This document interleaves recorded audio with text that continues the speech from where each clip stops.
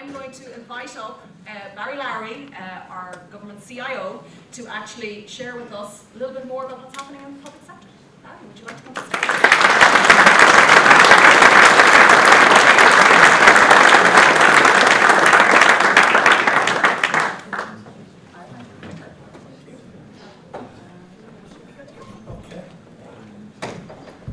Good morning, everyone, and thank you, Claire, for inviting me. I think Claire's invited me. I think this might be the fourth one you've invited me to. And every time I speak, it just gets bigger, and the story actually gets better. So congratulations to Claire, and congratulations to everybody involved in this. I was watching Claire, and I thought it's quite remarkable because she always opens, and I tend to be on next. And we never talk about what we're going to talk about, and yet always what I'm going to talk about very much resonates with what she's just talked about. So I'm not sure whether that's a good thing or a bad thing, but what I really want to just talk about this morning is where government's position is, and in many respects, it reflects a lot of what Claire said in her earlier talk about where government is at the moment.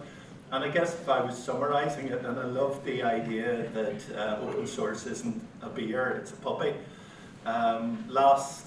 A year ago, last October, my wife, encouraged by my son and his fiancée, adopted a puppy from a puppy farm in Monaghan, a little Cocker Spaniel. Had been very badly treated. And of course, they showed her the picture of it. She bursts into tears, phones up, and basically takes the puppy. And as soon as they found out that she's a nurse, they handed to her and sort of say, "This is its treatment. This is what you've got to do." Anyway, this wee thing bonds. And so she's up in Bangor looking after this puppy. And of course, I'm working down here. I come home at the weekend, and as you do, you put your hand out to let the puppy sniff your hand, and it bit me. Now, since then, the puppy and me have become great friends. But in some respects, the puppy does reflect an open source experience that I've had over the years. Because before I came to Ireland, I was the CIO in Northern Ireland. And one of the great ideas we were very much organised like OGCIO, and one of the ideas we had was we were watching what the UK was doing with Gov.UK, and we said, we can build this for Northern Ireland, and we'll build it even better and more agile than they've done it. And that was fine. We went over and talked to them, and they said, "Oh yeah, we'll give you a lot of code, we'll give you this and so on." And we took this and we thought, okay, we see how they've done this, we'll just build our own. That was absolutely fine. We started doing that. And anyway, Emer, the architect, said to me, "You know, I think this is our chance to dive into open source. We'll get an open source content management system." I said, "Okay, whatever you think, you know." And anyway, she comes back, "Oh yeah, it's all good. We've got Drupal. Drupal's the best product you can possibly think of. It's much better than any of the licensed products, etc., etc., etc." And I said that was absolutely fine. Then we find out how many people in Ireland can support Drupal. The answer is 3. I said this before, and one of them actually came up and introduced himself and said, "Hey, do you remember me?" Now, over time, because government invested in that community grew, and actually NI.gov did end up better, in my opinion, than Gov.UK, and it demonstrated the art of the possible. But just maybe I'll explain what OGCIO does, and then I'll talk about some of the challenges that we have at national level. So really, there's 3 parts to OGCIO. The first one is strategy and policy. So I am the chief digital advisor to the government, and the government will ask our opinion on various things. So if you've read the programme for government, you'll see it talks about a new national digital strategy, so I'll be involved in the group that's writing that and so on. And I want to come back to that because that's pretty important. So we get involved in that. The public service strategy we've written, you know, cloud advice notes, all of those things, that's what we do. Part of that is professionalisation as well. Then we run a host of what's called common services. So the network that the public service runs on, we run that. State data centre, we've built that. And a lot of, we provide a lot of infrastructure for government, a lot of departments, we provide an end-to-end service for them. And we provide a lot of common software for them as well. and Tony Shannon, who's hiding down here somewhere, is responsible for developing that. And then our other interesting role is this oversight role. It's called the Digital Governance Oversight Unit, and that's very important actually, because what that means is we can refuse any part of public service to do any project that we feel either isn't deliverable or doesn't align with the national strategy. So in theory, I could come away so smitten with you all at the end of the day, and we could say that any submission that comes in that doesn't have open source as its key component, we will reject and tell them to go and do it again. We won't do that, and I'll explain why we wouldn't do that. But it's that sort of power, strategic power that we have is really important. So this is the world that we live in. And if I can sort of take you over to the far right side, one of the challenges for Ireland, and I said I would come back to the National Digital Strategy, one of the things that I'm a big advocate of is that countries who have a strong digital government offering also have a strong digital economy. So we look at, for example, Denmark, Estonia, Finland, Singapore, and those countries actually exemplify where digital government has driven a strong digital economy. And why does that happen? Because when it's very clear your government is ambitious and wants to do things, you attract FDI investment, but you can also introduce a GovTech type layer, and you can encourage your indigenous to start to grow IPR by working with government building solutions that they can sell elsewhere, and so on. And it becomes a great place, obviously, to live and work, very vibrant. And we've seen a lot of that in Ireland. And it's interesting, Claire, the picture you put up about use of open source, those top 5, 6 countries would also be in the DESI index, the top 5 or 6 countries. So there is an obvious correlation and connection there, which you could definitely expound, which shows that probably the most tech-savvy countries with tech-savvy governments tend to be the ones that adopt open source and also grow their economies faster. So there's definite match there. But Ireland, it's really important to be a good world partner as well. And sometimes our colleagues in Europe get a bit ratty with us because we see ourselves, and you've heard that story about one foot in Europe and one foot in the rest of the world. But it's actually really important economically to Ireland to not join those parts of Europe who become anti-American, for example, for obvious reasons. Do not join those parts of Europe who become anti-UK for obvious reasons, because they're very strong trading partners, co-investors, and everything else. So if you look at our economy, the realities of our economy is the fact that we were able to get through the Ukraine and energy crisis came about because of FDI investment, which the government could then pass back to the people in the form of energy credits. So our economy is largely dependent on the fact that we get huge FDI investment, not just in the form of corporation tax, but in the form of creating really good quality jobs, which obviously pay high taxes, and encouraging people who come and take those jobs, a lot of them, into the economy, who invest then in the economy, and that creates other jobs. So at a macro level, Ireland's ability to attract investment is really important for the country.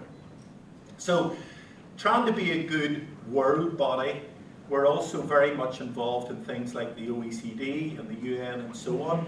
And actually, out of that, we would be very much involved in developing things like the OECD best principles for digital government. And right at the core of that is a concept called government as a platform.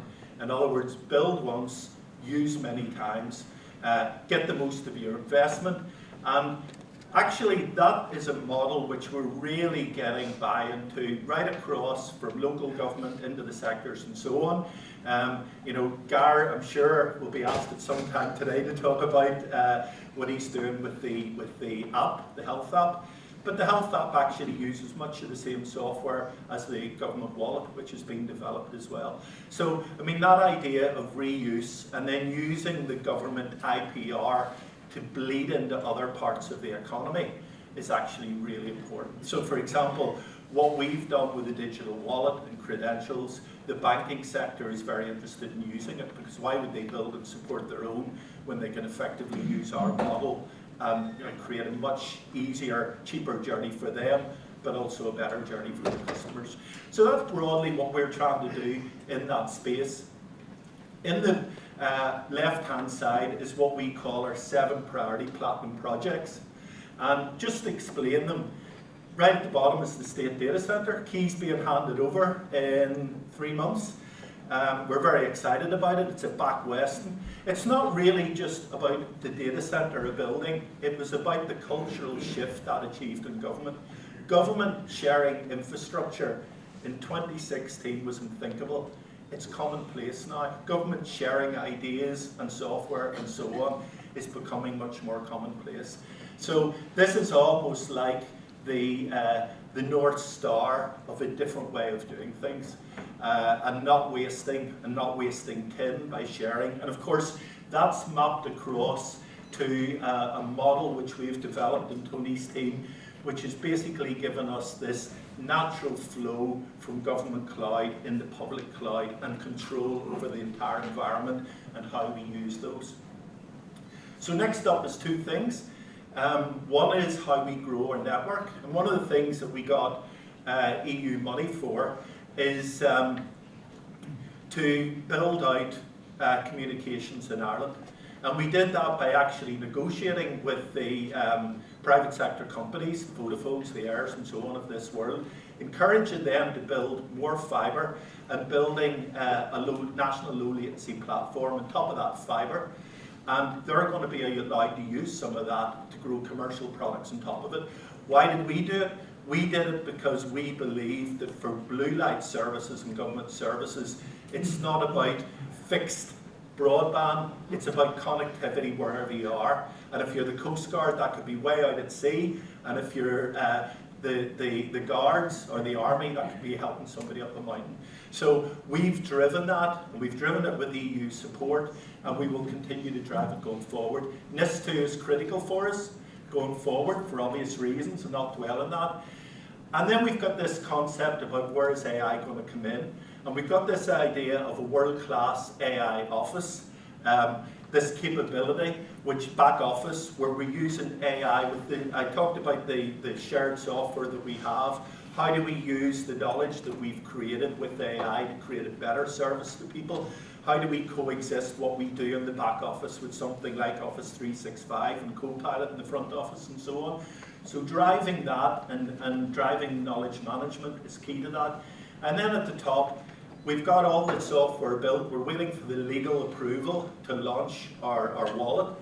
But our wallet and the gov.ie interface for that are built and ready. And we're also very close to developing a personal access portal where people can go in and see the data we hold about them and start to correct that. So it's very exciting things happening. But as you can see on the right, Tony's going to talk about this later, so I won't dwell about it. Open source has pervaded right the way through that. And a lot of the stuff that you'll see there, you can see clear open source right the way through, from how we do our content management, how we manage our cloud, and right the way through. And that's just been natural progression and evolution. And I think another thing that Claire touched on was, this idea about doing it in a way that's trusted and safe. And I think we've started to evolve at the level where it feels safe, it feels supportable. We know that there's not 3 people in the northwest of Ireland that can support this system. We know it's actually supportable. We have choice on how that works and so on. Just want to give you a very quick example, though, of which probably reflects Claire's example about this will be increasingly about coexistence. Because I think if you were looking for the perfect example of coexistence, you would get it in Ireland's response to COVID.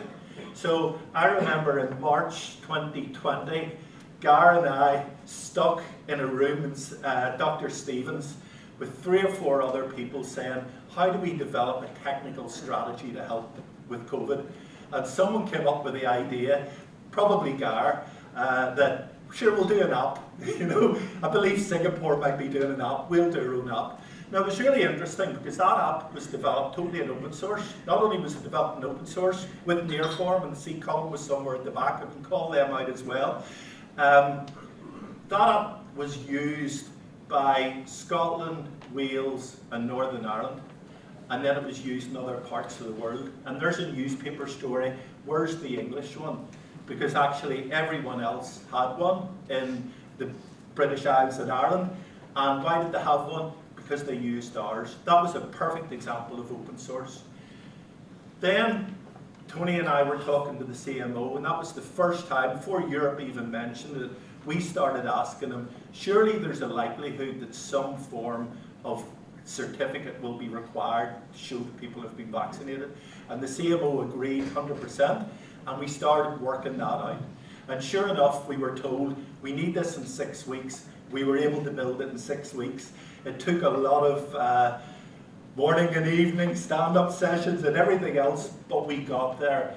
And even more, we actually thought ahead, and we thought, what's going to be the first question we're going to be asked at the Oireachtas?